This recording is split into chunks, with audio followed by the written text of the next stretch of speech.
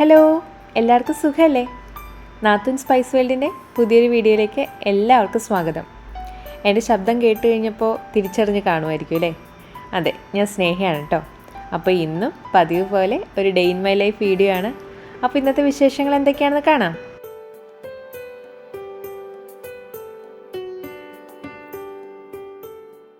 ഇന്നത്തെ ബ്രേക്ക്ഫാസ്റ്റ് അല്പം ഹെൽത്തി ആക്കിയേക്കാന്ന് കരുതി കേട്ടോ. ഗോതമ്പ് ദോശയാണ് ഉണ്ടാക്കുന്നത്. എന്നും അപ്പവും ദോശയും പുട്ടൊക്കെ അല്ലേ, ഒരു വെറൈറ്റി ആയിക്കോട്ടെ. അപ്പോൾ ഗോതമ്പ് പൊടിയിലേക്ക് ഞാൻ അല്പം ശർക്കര ചിരകിയതും പിന്നെ തേങ്ങയും ചേർക്കുന്നുണ്ട് കേട്ടോ. എന്നിട്ട് ഒരു അല്പം ഉപ്പ്, ആ മധുരമൊക്കെ ഒന്ന് ബാലൻസ് ചെയ്യാൻ വേണ്ടിയിട്ട് കുറച്ച് മാത്രം. എന്നിട്ട് ഇതെല്ലാം കൂടി നന്നായിട്ട് മിക്സ് ചെയ്തിട്ട് നമ്മൾ വെള്ളം കൂട്ടി അങ്ങ് കുഴയ്ക്കും. ഈ ഗോതമ്പ് ദോശയാകുമ്പോൾ എളുപ്പം എന്താണെന്ന് വെച്ചാൽ പുളിക്കാനൊന്നും വേണ്ടി വെയിറ്റ് ചെയ്യണ്ട, പെട്ടെന്ന് തന്നെ നമുക്ക് ഉണ്ടാക്കിയെടുക്കാൻ പറ്റുന്നൊരു ദോശയാണല്ലോ. അപ്പോൾ ഇതെല്ലാം കൂടി നന്നായിട്ട് മിക്സ് ചെയ്തിട്ട് നമ്മുടെ ദോശയുടെ ബാറ്ററിൻ്റെ ആ ഒരു കൺസിസ്റ്റൻസി ആക്കിയെടുക്കുക. കട്ടയൊന്നുമില്ലാതെ മിക്സ് ചെയ്തെടുക്കാൻ മാത്രം ശ്രദ്ധിച്ചാൽ മതി കേട്ടോ. ഇപ്പോൾ ഏകദേശം നന്നായിട്ടൊരു ദോശമാവിൻ്റെ പരുവത്തിലാക്കി എടുത്തിട്ടുണ്ട്. ഇനി ദോശ ചുട്ട് തുടങ്ങാം കേട്ടോ. അപ്പോൾ ഞാൻ ഇതിൻ്റെ ഒപ്പം തന്നെ അരി അടുപ്പത്തിട്ടു, കാരണം ഉച്ചത്തേക്ക് 2-3 കൂട്ടം കറി ഉണ്ടാക്കണം. അപ്പോൾ അടുപ്പ് ഒഴിവായി കിട്ടണമല്ലോ. അതുപോലെ തന്നെ ഞാൻ വെള്ളം കുറച്ച് കൂടുതൽ ചൂടാക്കിയിട്ട് ഫ്ലാസ്കിൽ ഒഴിച്ച് വയ്ക്കും. ചിലപ്പോൾ ഈ ചായൻ ആ വെള്ളം കുടിക്കാറുണ്ട്, അല്ലെങ്കിൽ കറികളിലേക്കൊക്കെ എടുക്കാൻ വേണ്ടിയിട്ട് ഞാൻ ആ വെള്ളം എടുക്കാറ്. ചേച്ചിയുടെ അടുത്തുള്ള പോലത്തെ ഒരു കെറ്റിൽ വാങ്ങിക്കണം എന്ന് വിചാരിച്ചിരിക്കുന്നത്. അതിനിപ്പോൾ ഐക്യേ പോകണം. ഇപ്പോൾ കോവിഡും കൊറോണയും ലോക്ക്ഡൗണൊക്കെ ആയതുകൊണ്ടാണ് പോവാത്തത്. ഇനി പോകുമ്പോൾ ആ കെറ്റിൽ വാങ്ങിച്ചു കഴിഞ്ഞാൽ എളുപ്പ പണിയാണ് കേട്ടോ. അപ്പോൾ ഇതാ ചായയൊക്കെ ഉണ്ടാക്കി, അല്പം ഏലക്കപ്പൊടിയൊക്കെ ചേർത്തിട്ടാണ് കേട്ടോ ഇന്നത്തെ ചായ ഉണ്ടാക്കിയത്. അപ്പോൾ ഇതാ ദോശക്കല്ല് ചൂടായി വന്നു. സാധാരണ ദോശ പോലെ ഒരുപാട് കനം കുറച്ചിട്ടല്ല കേട്ടോ പരത്തിയെടുക്കുന്നത്. കാരണം തേങ്ങ ശർക്കരയൊക്കെ ഉള്ളതുകൊണ്ട് ഒരുപാട് അങ്ങ് കനം കുറച്ച് പരത്തി കഴിഞ്ഞാൽ നമുക്ക് മറിച്ചിടാൻ പാടായിരിക്കും. അപ്പോൾ ഇതാ ഒരു വശം എന്ത് വന്നിട്ടുണ്ട്, ഇനി പയ്യെ ഒന്ന് മറിച്ചിട്ട് കൊടുക്കാം. ഇവിടെ ഇച്ചായന് ഈ ഗോതമ്പ് ദോശ ചുടുമ്പോൾ ഇതുപോലെ തേങ്ങ ശർക്കരയൊക്കെ ഇട്ടിട്ട് മിക്സ് ചെയ്തിട്ട് ദോശ ഇട്ട് കൊടുക്കുകയാണെങ്കിൽ കറിയൊന്നും ഇല്ലാതെ തന്നെ കഴിക്കാൻ ഇഷ്ടമാണ്. അപ്പോൾ ഞാൻ നോക്കിയപ്പോൾ എളുപ്പപ്പണിയാണല്ലോ, കറിയൊന്നും വേണ്ട, പെട്ടെന്ന് തന്നെ ഒരു ദോശയായി കിട്ടുകയും ചെയ്യും. ദോശ ഉണ്ടാക്കാനെടുത്ത പാത്രമൊക്കെ വേഗം കഴുകിയെടുത്ത് വെക്കുകയാണ് കേട്ടോ. ഈ പാത്രം കഴിയുന്ന പണി കഴിഞ്ഞാൽ തന്നെ പകുതി പണി കഴിഞ്ഞല്ലോ. വേഗം പണിയൊക്കെ തീർത്താൽ ആകെ കൂടെ കിട്ടിയൊരു ശനി ഞായറല്ലേ, ഒരുമിച്ചിരുന്ന് സിനിമ കാണാനൊക്കെ ഒരുപാട് സമയം കിട്ടുമല്ലോ, പണിയൊക്കെ നേരത്തെ തീർത്ത് വെച്ചിട്ടുണ്ടെങ്കിൽ. അപ്പോൾ ഇതാ നല്ല ചൂട് ചായയും ഗോതമ്പ് ദോശയും റെഡിയായി കഴിഞ്ഞു കേട്ടോ.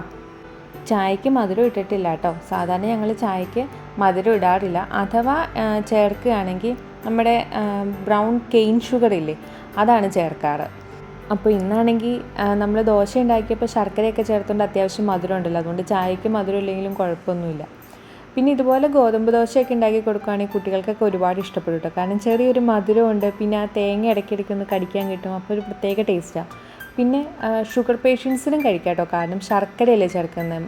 പഞ്ചസാരയുടെ അത്രയും കുഴപ്പമുള്ള സാധനമല്ല ശർക്കര എന്നാണല്ലോ പറയുന്നത്. അപ്പോൾ ദാ ഞാൻ നല്ല ഗോതമ്പ് ദോശയും ചായയൊക്കെ കുടിക്കുകയാണ് കേട്ടോ. 2 എടുത്തിട്ടുള്ളൂ, അത് തന്നെ ഞങ്ങൾക്ക് രാവിലത്തേക്ക് ധാരാളമാണ്. ഈ കാണുന്ന എന്താണെന്നറിയോ, എൻ്റെ ഫ്രിഡ്ജിലുള്ള കുറച്ച് മാഗ്നറ്റാണ് കേട്ടോ. എല്ലാവർക്കും സ്റ്റാമ്പ് കളക്ഷൻ, കോയിൻ കളക്ഷൻ അങ്ങനെയൊക്കെ ഉണ്ടാവില്ലേ, അതുപോലെ എൻ്റെ ചെറിയൊരു ഹോബിയാണ് ഈ ഫ്രിഡ്ജിൻ്റെ മാഗ്നറ്റ് കളക്ഷൻ എന്ന് പറയുന്നത്. കല്യാണത്തിന് മുമ്പ് 10ാം ക്ലാസ്സിലും പ്ലസ് ടുവിനൊക്കെ ടൂർ പോയിട്ടുണ്ട് കേട്ടോ. അതല്ലാതെ എറണാകുളം ജില്ലയ്ക്ക് പുറത്തുള്ളൊരു ലോകം കാണാത്ത ഒരാളായിരുന്നു ഞാൻ. പക്ഷേ കല്യാണം കഴിഞ്ഞതിന് ശേഷം കുറേയേറെ സ്ഥലങ്ങളൊക്കെ എനിക്ക് കാണാൻ സാധിച്ചു കേട്ടോ. അപ്പോൾ അതിൻ്റെയൊക്കെ ഒരു ഓർമ്മയ്ക്ക് വേണ്ടിയിട്ട് ആ സ്ഥലങ്ങളുടെ എല്ലാം പേര് വെച്ചിട്ടുള്ള ഫ്രിഡ്ജിൻ്റെ മാഗ്നറ്റ് കിട്ടും. നമ്മൾ ആ സ്ഥലത്ത് ചെല്ലുമ്പോൾ ചെറിയ കടകളിലൊക്കെ വാങ്ങിക്കാൻ കിട്ടും. അപ്പോൾ അത് വാങ്ങിച്ച് എൻ്റെ ഫ്രിഡ്ജിൽ ഞാനിങ്ങനെ സൂക്ഷിച്ചു വെച്ചിട്ടുണ്ട്. കാരണം കുറേ നാൾ കഴിഞ്ഞിട്ട് നമുക്കിങ്ങനെ ഓർക്കുമ്പോൾ ഞാൻ ഇന്ന സ്ഥലത്ത് പോയിരുന്നു, അവിടെ പോയപ്പോഴുള്ള നല്ല നല്ല ഓർമ്മകളൊക്കെ സൂക്ഷിച്ചു വയ്ക്കാമല്ലോ. അപ്പോൾ നിങ്ങൾക്ക് ഇതുപോലെ എന്തെങ്കിലുമൊക്കെ ഫ്രിഡ്ജ് മാഗ്നറ്റ് എന്നല്ല, എന്തെങ്കിലുമൊക്കെ ഒരു ഹോബീസോ കളക്ഷൻസോ ഒക്കെ ഉണ്ടെങ്കിൽ ഒന്ന് കമൻറ്റ് ചെയ്ത് തരാം കേട്ടോ. അപ്പോൾ അതൊക്കെ പോട്ടെ, ഇന്ന് ഉച്ചത്തേക്ക് വാഴയ്ക്ക മെഴുക്കുവരട്ടിയും ബീറ്റ്റൂട്ട് പച്ചടിയാണ് കേട്ടോ ഉണ്ടാക്കുന്നത്. ഒരു വാഴയ്ക്കാണ് കേട്ടോ എടുക്കുന്നുള്ളൂ. അത് നന്നായിട്ട് കഴുകി വൃത്തിയാക്കിയിട്ട് നമ്മൾ ആ തൊലി ഇങ്ങനെ അരികെ മാത്രം ചെത്തിക്കളഞ്ഞാൽ മതിയേ. എന്നിട്ട് ഇത് നന്നായിട്ട് നുറുക്കിയിട്ട് ഇഷ്ടമുള്ള വലിപ്പത്തിൽ മുറിക്കാട്ടെ, ഞാൻ നീളത്തിലാണ് മുറിച്ചെടുക്കുന്നത്. എന്നിട്ട് ചൂടുവെള്ളത്തിൽ ഉപ്പിട്ടിട്ട് ഈ അരിഞ്ഞ കായ കഷ്ണങ്ങൾ അതിലാണ് ഇട്ട് വയ്ക്കുന്നത്. അപ്പോൾ എന്താണെന്ന് വെച്ചിട്ടുണ്ടെങ്കിൽ ആ കായ കഷ്ണം നമ്മൾ അരിഞ്ഞ് തീരുമ്പോഴത്തേനും കറുത്തൊന്നും പോവില്ല, തൊലിയുടെ കളറൊന്നും മാറാതെ നല്ല ഫ്രഷ് ആയിട്ടിരിക്കും. പിന്നെ ബീറ്റ്റൂട്ട് പച്ചടി ഉണ്ടാക്കാനായിട്ട് ഞാനിവിടെ ബീറ്റ്റൂട്ട് എടുത്തിട്ടുണ്ട്. ചെറിയ 2 ബീറ്റ്റൂട്ടാണ് എടുത്തിട്ടുള്ളൂ. ഈ പച്ചടി ഉണ്ടാക്കാൻ ഇത്രയും നല്ല ധാരാളമാണ്. അപ്പോൾ ഇതിവിടെ സൂപ്പർ മാർക്കറ്റിൽ ഒന്ന് വേവിച്ചതാണ്, അപ്പോൾ എനിക്ക് അധികം നേരം കുക്ക് ചെയ്യേണ്ടി വരത്തില്ല. പാട്ട് കേട്ടോ, നല്ല രസമല്ലേ. ഇവിടെ ഇങ്ങനെ രാവിലെ എഴുന്നേൽക്കുമ്പോൾ തുടങ്ങി പാട്ടോ അല്ലെങ്കിൽ സിനിമയോ എന്തെങ്കിലുമൊക്കെ ഇങ്ങനെ ബാക്ക്ഗ്രൗണ്ടിൽ കിടക്കണ്ടായിരുന്നു. ഇതൊക്കെ കേട്ടുകൊണ്ട് പണിയെടുക്കാനൊരു പ്രത്യേക രസമാണ് കേട്ടോ. അപ്പോൾ ഇതാ ബീട്രൂട്ടും ചിരണ്ടി എടുത്തു കഴിഞ്ഞു, കായ കഷ്ണങ്ങളും അരിഞ്ഞെടുത്ത് വെച്ചു. ഇനി നമ്മൾ ഈ ബീട്രൂട്ടിലേക്ക് അല്പം കറിവേപ്പിലയും ഉപ്പും വെള്ളവും കൂടെ ഒഴിച്ചിട്ട് നന്നായിട്ടൊന്ന് മിക്സ് ചെയ്യും. ഒരുപാട് വെള്ളം വേണ്ട കേട്ടോ. ഇത് ഞാൻ ഓൾറെഡി ഒന്ന് വേവിച്ച ബീട്രൂട്ടാണ് ഇങ്ങനെ ചിരണ്ടി എടുത്തിരിക്കുന്നത്. നമുക്കിവിടെ സൂപ്പർ മാർക്കറ്റിൽ കിട്ടിയത് അങ്ങനത്തെയാണ്. അല്ലാതെ ഫ്രഷ് ബീട്രൂട്ടാണെങ്കിൽ കുറച്ചുകൂടെ അളവിൽ വെള്ളം ഒഴിക്കണം കേട്ടോ. ഒരുപാട് വെള്ളം ആവരുത്, കാരണം അല്ലെങ്കിൽ പച്ചടിയിൽ ഒരുപാട് അതിങ്ങനെ എന്താ പറയുക ചാറ് കണക്കാവും. ശരിക്കും പച്ചടി ഒരു കുറുകിയ പരുവത്തിന് എടുക്കുന്നതല്ലേ നല്ലത്. അപ്പോൾ ഇന്നത് വേവിക്കാൻ വെച്ചിട്ടുണ്ട്. അപ്പോൾ ഇനി നമുക്ക് കായ കഷ്ണങ്ങളൊക്കെ നന്നായിട്ട് കഴുകിയെടുക്കാം, എങ്കിൽ ആ ഒരു കറയൊക്കെ പോകത്തുള്ളൂ. അപ്പോൾ ഇനി വാഴയ്ക്ക വേവിക്കാൻ വയ്ക്കാം. അപ്പോൾ ഞാനിവിടെ ചട്ടിയിലാണ് എടുക്കുന്നത്. അപ്പോൾ വാഴയ്ക്ക ഇട്ട് നിരപ്പിന് വെള്ളം ഒഴിച്ചാൽ മതി കേട്ടോ. അതിലേക്ക് ആവശ്യത്തിന് ഉപ്പും കറിവേപ്പിലയും മഞ്ഞൾപ്പൊടിയും കൂടി ചേർത്തിട്ട് നന്നായിട്ടൊന്ന് മിക്സ് ചെയ്തിട്ട് അടച്ച് വെച്ച് നമുക്ക് വേവിച്ചെടുക്കാം. ഒരുപാട് വെള്ളം ഒഴിച്ചിട്ടുണ്ടെങ്കിൽ ഈ വാഴയ്ക്ക അങ്ങ് കുഴഞ്ഞു പോവും. അപ്പോൾ ആ വാഴയ്ക്ക ഇട്ടിട്ട് അതിൻ്റെ നിരപ്പിന് വെള്ളം ഒഴിക്കുന്നതാണ് കേട്ടോ നല്ലത്. ഇനി ബീട്രൂട്ട് പച്ചടിക്ക് ആവശ്യമായിട്ടുള്ള തേങ്ങ നമുക്ക് അരച്ചെടുക്കാം. അപ്പോൾ തേങ്ങയും പച്ചമുളകും 2 ചെറിയ ഉള്ളി, പിന്നെ കടുക്, ഒരല്പം ജീരകം, ഇതെല്ലാം കൂടെ അല്പം വെള്ളം കൂടി ഒഴിച്ചിട്ട് നല്ല പേസ്റ്റായിട്ട് അരച്ചെടുക്കണം. ഒട്ടും തരിയില്ലാത്ത രീതിയിൽ അരച്ചെടുക്കണം. ഈ കടുക് ചേർക്കുക എന്നുള്ളതാണ് കേട്ടോ ഈ പച്ചടിയുടെ ഒരു മെയിൻ എന്താ പറയുക ഇൻഗ്രീഡിയൻ്റ് എന്ന് പറയുന്നത്. ചില ആൾക്കാർ ഇങ്ങനെ ഈ തേങ്ങയുടെ ഒപ്പം വെള്ളത്തിന് പകരം തൈര് ചേർത്തിട്ട് അരച്ചെടുക്കാറുണ്ട്. പക്ഷെ ഞാനിവിടെ വെള്ളം ഒഴിച്ച് തന്നെയാണ് കേട്ടോ അരച്ചെടുക്കുന്നത്. നിങ്ങൾക്ക് വേണമെങ്കിൽ ഈ ബീട്രൂട്ട് ഇങ്ങനെ ചിരണ്ടി എടുക്കാതെ 4 കഷ്ണമായിട്ട് നുറുക്കിയിട്ട് കുക്കറിൽ വേവിച്ചെടുക്കാം കേട്ടോ. പക്ഷേ എനിക്ക് കുറച്ചുകൂടെ ആ ബീട്രൂട്ട് നന്നായിട്ട് ഇങ്ങനെ അരഞ്ഞ പോലെ കിടക്കുന്നത് ഇതുപോലെ ഗ്രേറ്റ് ചെയ്തിട്ട് വേവിക്കുമ്പോഴാണ്. അപ്പോൾ നമ്മൾ ആ അരച്ചു കൊടുത്ത തേങ്ങ ഈ ബീട്രൂട്ടിലേക്ക് ചേർക്കാം കേട്ടോ. ബീട്രൂട്ടിൻ്റെ പച്ചമണമൊക്കെ മാറി കഴിഞ്ഞിട്ട് വേണം കേട്ടോ ചേർക്കാനായിട്ട്. ഞാൻ ഓൾറെഡി വേവിച്ച ബീട്രൂട്ടായിരുന്നു വാങ്ങിച്ചുകൊണ്ട് എനിക്ക് പെട്ടെന്ന് തന്നെ വെന്ത് കിട്ടി. എന്നിട്ട് ഇനി ഇതിൻ്റെ ഒരു പച്ചമണം അങ്ങ് മാറണം. അതായത് നമ്മളിപ്പോൾ തേങ്ങ വെറുതെ അരച്ച് ചേർത്തേക്കുന്നതല്ലേ ഉള്ളൂ. ഇത് ബീട്രൂട്ടായിട്ടൊക്കെ നന്നായിട്ട് ചേർന്ന് കഴിഞ്ഞിട്ട് വേണം നമ്മൾ തൈര് ചേർക്കാൻ. അപ്പോൾ തൈര് നല്ല കട്ട തൈര് എടുത്തിട്ട് മിക്സിയിലൊന്നും അടിക്കണം, ജസ്റ്റ് ഒരു ഫോർക്ക് വെച്ച് നന്നായിട്ടൊന്ന് മിക്സ് ചെയ്ത് കൊടുത്താൽ മതി കേട്ടോ.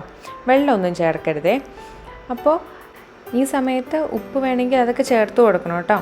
അപ്പോൾ ഇതൊക്കെ വെന്ത് വരുന്ന നേരം കൊണ്ട് ഇനി സബ്സ്ക്രൈബ് ചെയ്യാത്തവരുണ്ടെങ്കിൽ വേഗം താഴെ കാണുന്ന ആ റെഡ് കളർ സബ്സ്ക്രൈബ് ബട്ടണിൽ ഞെക്കിക്കോളുക, ഓൾ എന്നുള്ള ബട്ടണും പ്രസ് ചെയ്തോളാം കേട്ടോ.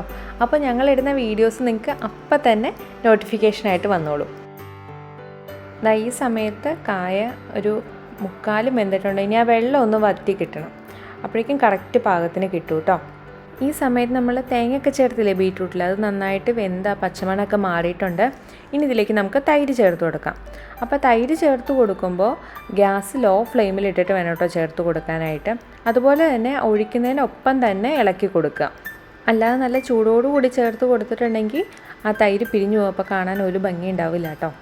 അപ്പോൾ ഇതെല്ലാം കൂടെ മിക്സ് ചെയ്ത് തൈരൊന്ന് ചൂടായി വന്നാൽ മതി, തിളയ്ക്കൊന്നും വേണ്ട കേട്ടോ. ഗ്യാസ് ഓഫ് ചെയ്തിട്ട് ആ അടുപ്പത്ത് നമുക്ക് മാറ്റി വയ്ക്കാം. ഇനി ആ ചട്ടിയുടെ ഒരു ചൂടുണ്ടല്ലോ അത് മതി.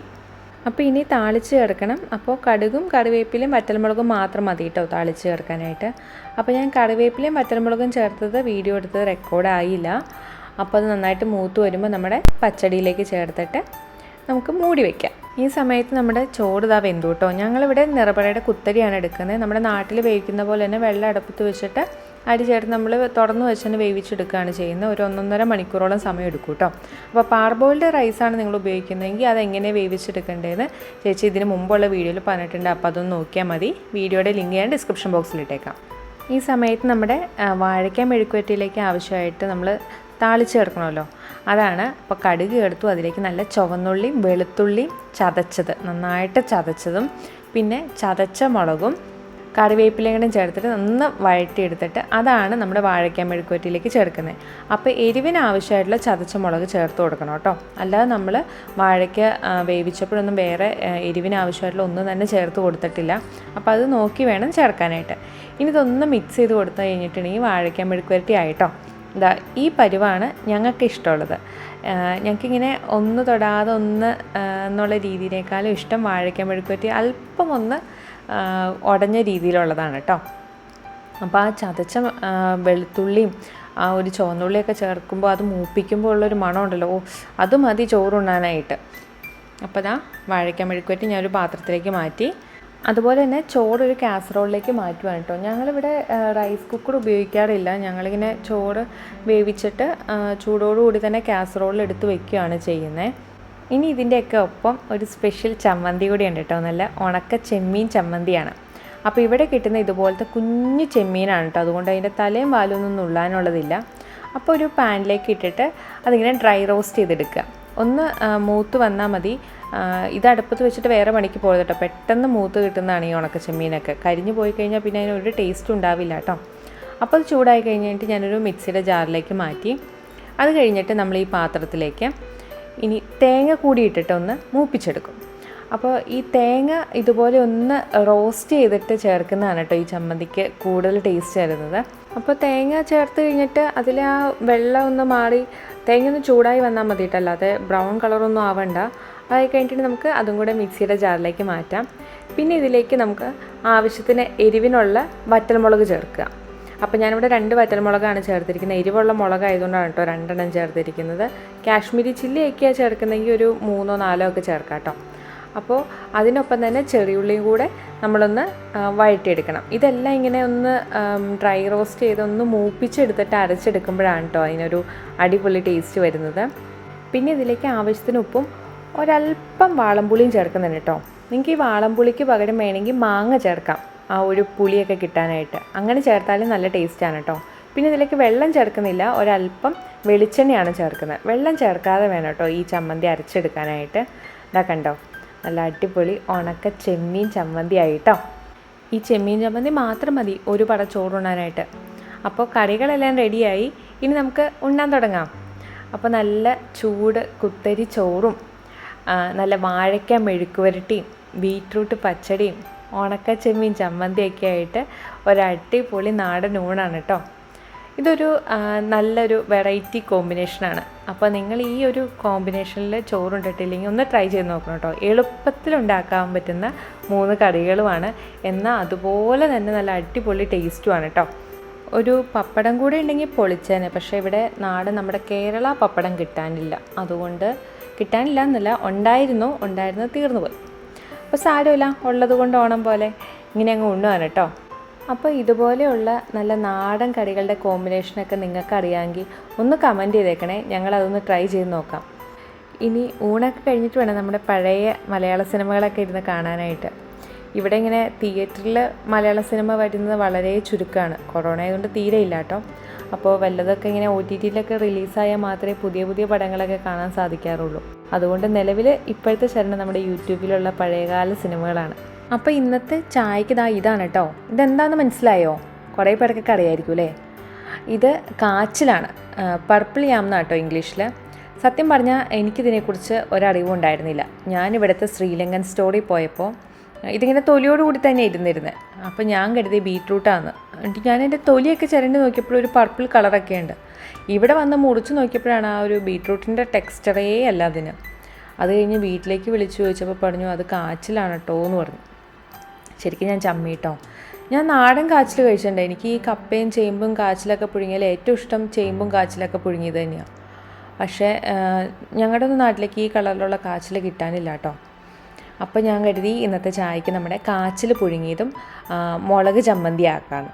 അപ്പോൾ കാച്ചിൽ പുഴുങ്ങിയെടുക്കാൻ പ്രത്യേകിച്ചൊന്നുമില്ല കേട്ടോ. തൊലിയൊക്കെ കളഞ്ഞിട്ട് വൃത്തിയാക്കിയിട്ട് നമ്മൾ ഉപ്പിട്ട് തിളപ്പിച്ച വെള്ളത്തിലേക്ക് നുറുക്കിയ കഷ്ണങ്ങളിട്ട് വേവിച്ചെടുത്താൽ മതി. നന്നായിട്ട് വേവണം കേട്ടോ. കാരണം കാച്ചിലൊക്കെയാണ്, നന്നായിട്ട് വെന്തില്ലെങ്കിൽ ചെറിയൊരു എന്താ പറയുക, നമ്മൾ ഈ ചേനയും ചെയ്യുമ്പോഴൊക്കെ നന്നായിട്ട് വെന്തിൽ ചെറിയൊരു ചൊറിച്ചിൽ പോലെ ഉണ്ടാവില്ല, അതുണ്ടാവും. അപ്പോൾ നന്നായിട്ട് പുഴുങ്ങിയെടുക്കണം കേട്ടോ. അപ്പോൾ നല്ല മുളക് പൊട്ടിച്ച ചമ്മന്തിയാണ്. ചെറിയുള്ളിയും പച്ചമുളകും കൂടെ നന്നായിട്ട് ഞാൻ ചതച്ചതാണ്. ശരിക്കും ഇതിന് കാന്താരി മുളകാണ് കേട്ടോ ബെസ്റ്റ്. പക്ഷെ ഇവിടെ കിട്ടാനില്ല. അതുകൊണ്ട് തൽക്കാലം നമ്മൾ പച്ചമുളക് വെച്ച് അഡ്ജസ്റ്റ് ചെയ്തു.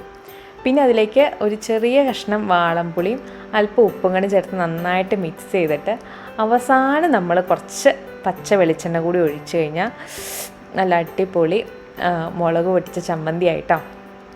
അപ്പോൾ ഇതിൻ്റെ ഒപ്പം ഏറ്റവും ബെസ്റ്റ് എന്താ, നല്ല കട്ടൻ ചായ. കട്ടൻ ചായയും കാച്ചിൽ പുഴുങ്ങിയതും മുളക് പൊട്ടിച്ചതുണ്ടെങ്കിൽ പിന്നെ വേറെ എന്തെങ്കിലും വേണം.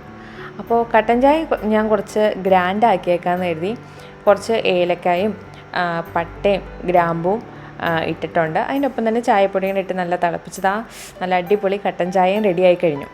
കട്ടൻ ചായ എപ്പോഴും എന്താ ഇതുപോലത്തെ നല്ല ചില്ല് ഗ്ലാസ്സിൽ ഒഴിച്ച് കുടിക്കണം അല്ലേ.